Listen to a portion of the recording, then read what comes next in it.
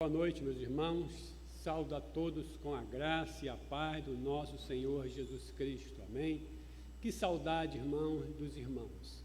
Já estamos aqui há 4 meses vivendo essa situação de culto não presencial, mas como foi falado aqui, né? A nossa esperança é que em breve já possamos estar de volta no templo, adorando ao Senhor, conforme todos nós queremos, não é isso?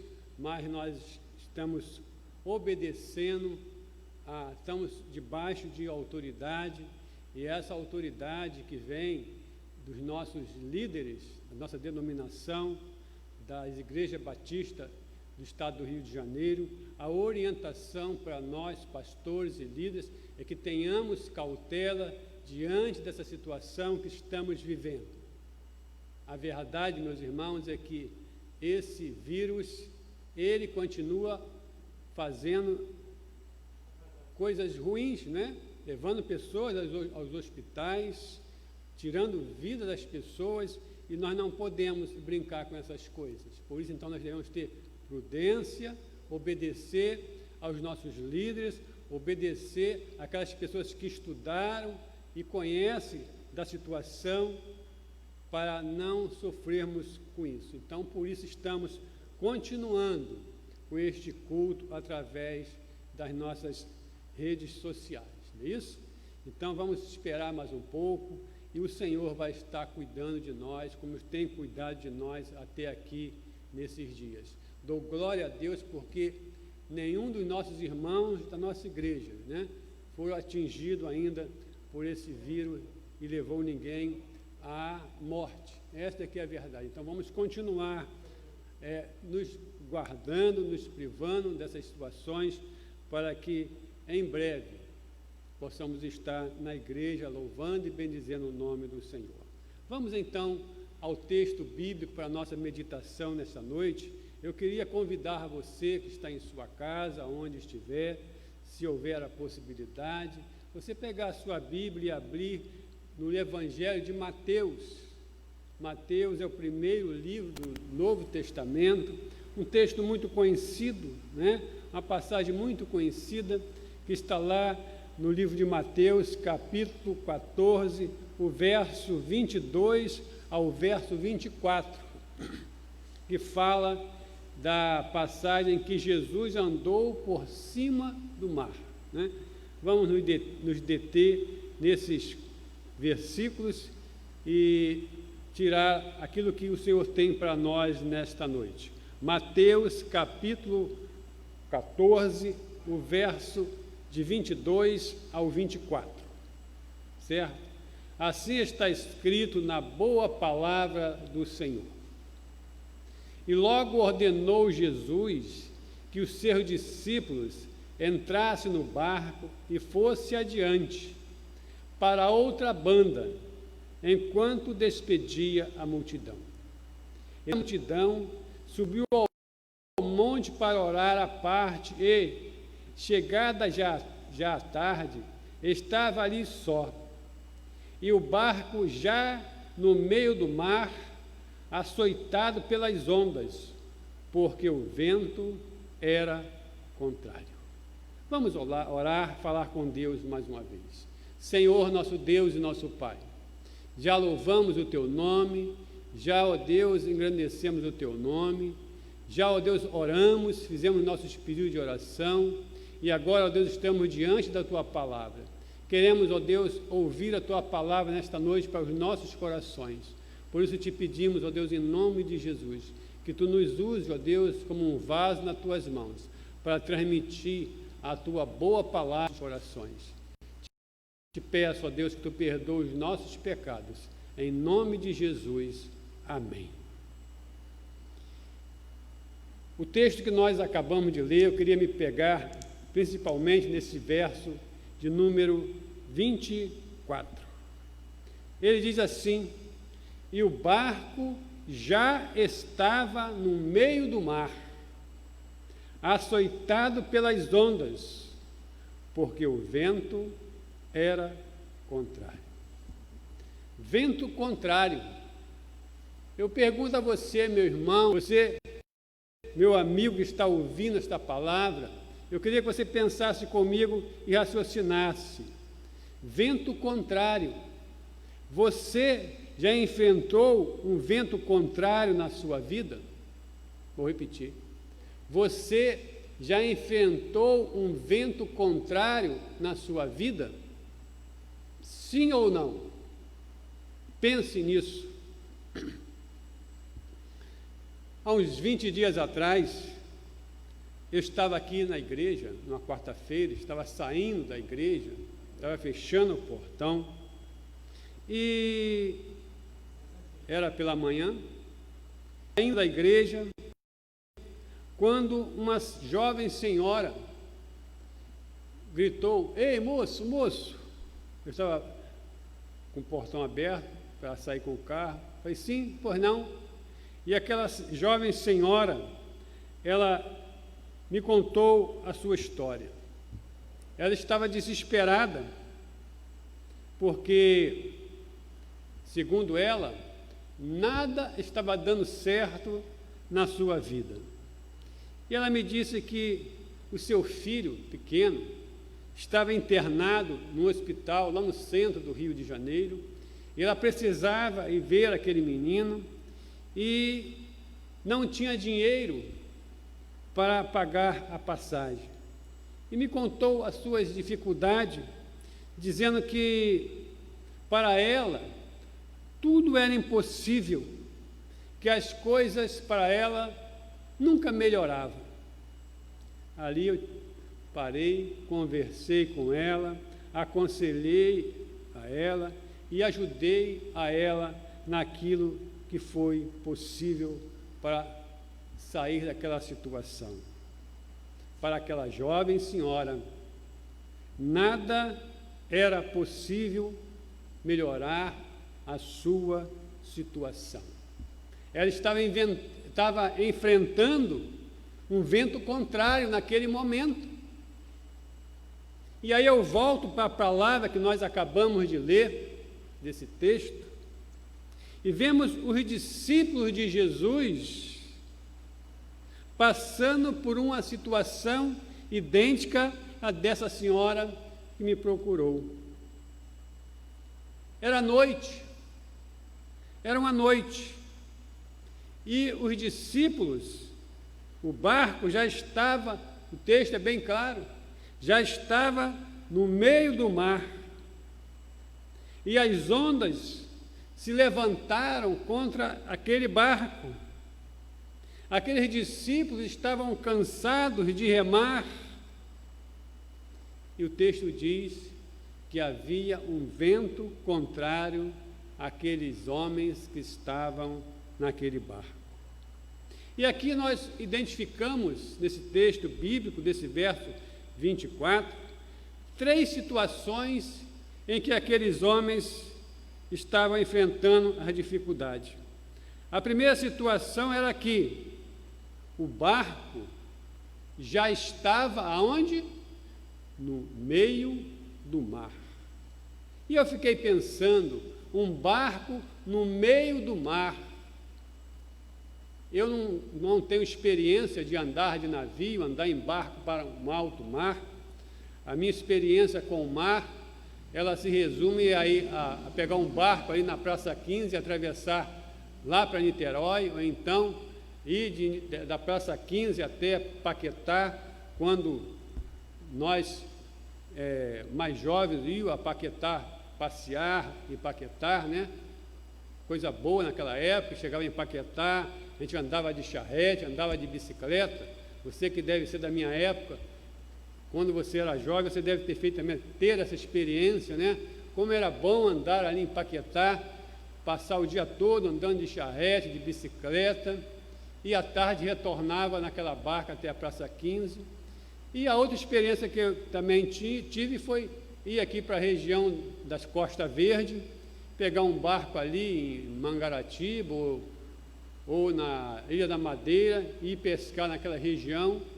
E nunca me afastei, a verdade é essa, da parte onde nós víamos a terra. nós nos sentíamos um pouco seguros, porque era de dia, você olhava, via a terra, né? E se sentia seguro. Agora, o texto que nós lemos diz que aqueles discípulos, eles estavam no meio do mar, ou seja, ele no meio do mar, eles só poderiam ver céu e mar. E isso deveria trazer àqueles discípulos um desespero muito grande, porque eles estavam no meio do mar e o texto diz que as ondas eram muito fortes e elas açoitavam o barco, ou seja, elas batiam no barco com muita força e eles devem ter sentido muito medo daquelas ondas quebrarem o barco ou afundar o barco com eles ali dentro. E a terceira coisa que preocupava aqueles homens, aqueles servos de Deus, é que havia um vento contrário àquela embarcação, ou seja, não adiantava eles remar, porque o vento contrário os empurrava cada vez mais para a profundidade do mar. Aí eu queria parar com você, meu irmão, servo do Senhor Jesus Cristo, e pensar na seguinte coisa. É interessante pensarmos no seguinte, que aqueles discípulos, eles foram para o mar naquela noite por obediência a Jesus, não é isso? Eles foram ao mar naquela noite obedecendo uma ordem de Jesus. Eles não foram ali por um capricho, ou para se divertir, ou para fazer uma pescaria à noite, como muitos gostam de fazer. Não, eles estavam ali cumprindo uma ordem de quem? De Jesus, do Mestre. Que lição, né? Que lição. Então nós que temos Jesus como Salvador, nós que obedecemos ao Mestre, nós não estamos protegidos, vamos dizer assim, de enfrentarmos ventos contrários. Nós não estamos impedidos de que o nosso barco seja assolado por ondas fortes. Nós não estamos impedidos, por sermos de Jesus, de enfrentarmos ventos contrários em nossas vidas. Não estamos, porque aqueles discípulos estavam ali obedecendo a voz do Senhor. Mas uma coisa nós podemos ter certeza, de que Jesus estará sempre conosco nos momentos difíceis de nossas vidas, nos garantindo a vitória, o livramento, as bênçãos em nossas vidas. Quando nós lemos esse texto bíblico, nós vemos no texto anterior que antes daqueles discípulos estarem naquele mar, Jesus, ele tinha multiplicado pães e peixes, não é verdade? Ele multiplicou pães e peixes e alimentou uma multidão. E ao terminar de fazer aquilo, Jesus subiu para um monte para orar. Olha aí, meu irmão, um exemplo para nós. Jesus subiu ao monte para o quê? Para orar. A necessidade que nós temos de orar. Jesus tinha necessidade de orar, tinha necessidade de falar com o Pai.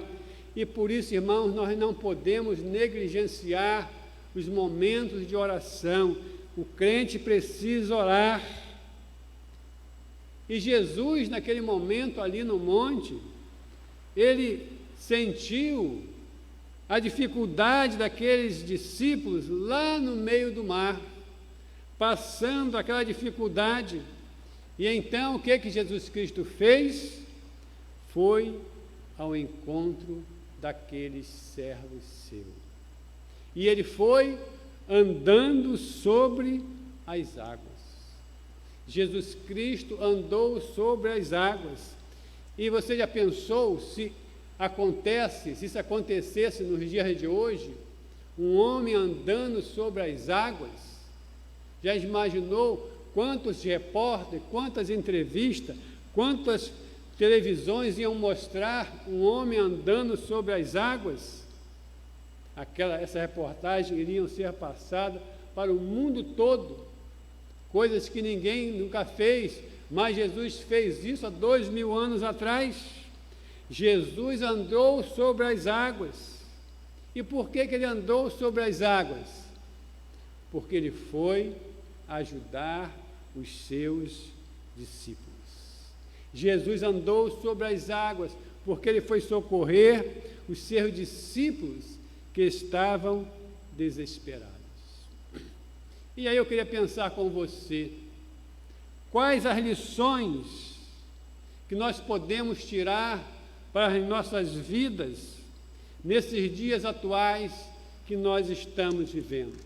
O que podemos tirar para a nossa vida desta lição? Meu irmão, em meio às nossas lutas, em meio aos ventos contrários, em meio às dificuldades que aumentam, sobre nós, em meio a tudo isso, às vezes pensamos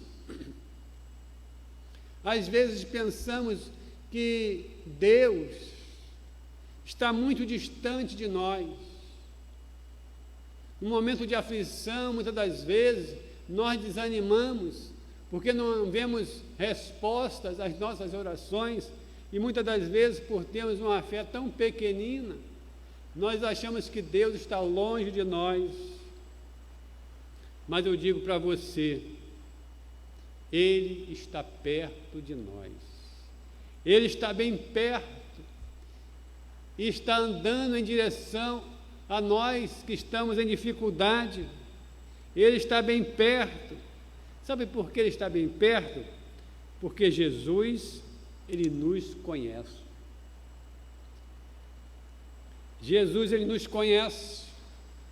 E eu queria ler com você Salmo 139, verso 3.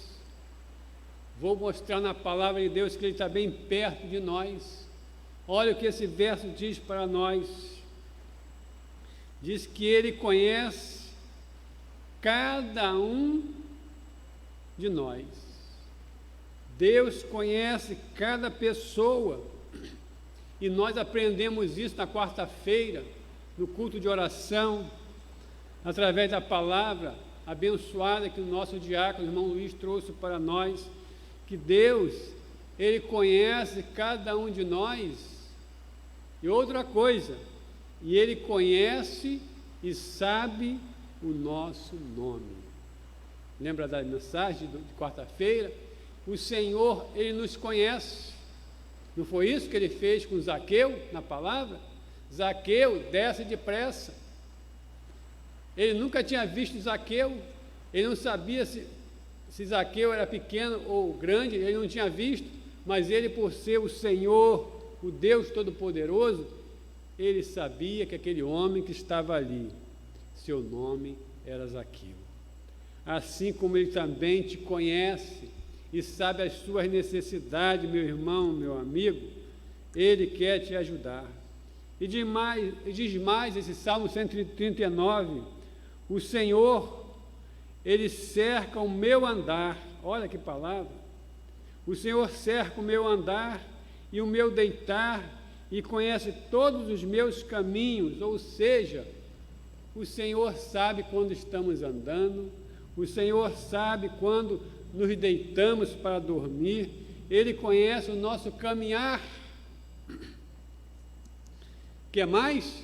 E Ele diz mais nesse salmo, no verso 1 e 2, ouça o que Ele diz: Senhor, Tu me sondaste e me conheces. Verso 2, Tu conheces o meu assentar e o meu levantar, de longe entende o meu pensamento. Olha, meu irmão, meu amigo, o Senhor, Ele sabe até o que você está pensando agora. Ele sabe o que eu estou pensando agora. Ele nos conhece. Deixa eu te falar mais algo, baseado na palavra de Deus. Antes mesmo de nós nascermos, antes mesmo de você nascer, antes mesmo de você ter nascido, Jesus já te conhecia. Leia o verso 13, 16 desse salmo, e você vai ver o que está escrito ali.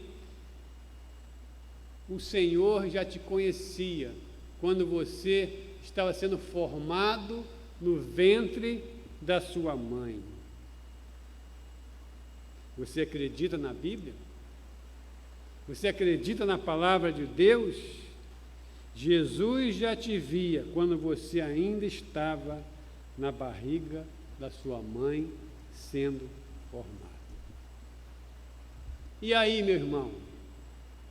Jesus, Ele sabe das suas dificuldades. Jesus, Ele sabe dos ventos contrários que você está enfrentando, daquilo que está vindo contra você. Sim, Ele sabe. Nesses momentos difíceis que nós enfrentamos, Ele estende a sua mão para nos ajudar. Nesse momento em que nós estamos enfrentando esse mar revolto, que parece que não tem mais solução, momento de desespero, momento em que enfrentamos luta dentro das nossas famílias, problema de saúde, o Senhor, Ele estende a sua mão para nós. E eu digo para você, nós não estamos sozinhos neste mundo, meu amigo. Não estamos sozinhos. Os problemas são muitos, sim, são muitos. As doenças, são tantas vezes que enfrentamos essas dificuldades que pensamos até em desistir. Achamos que é impossível continuar.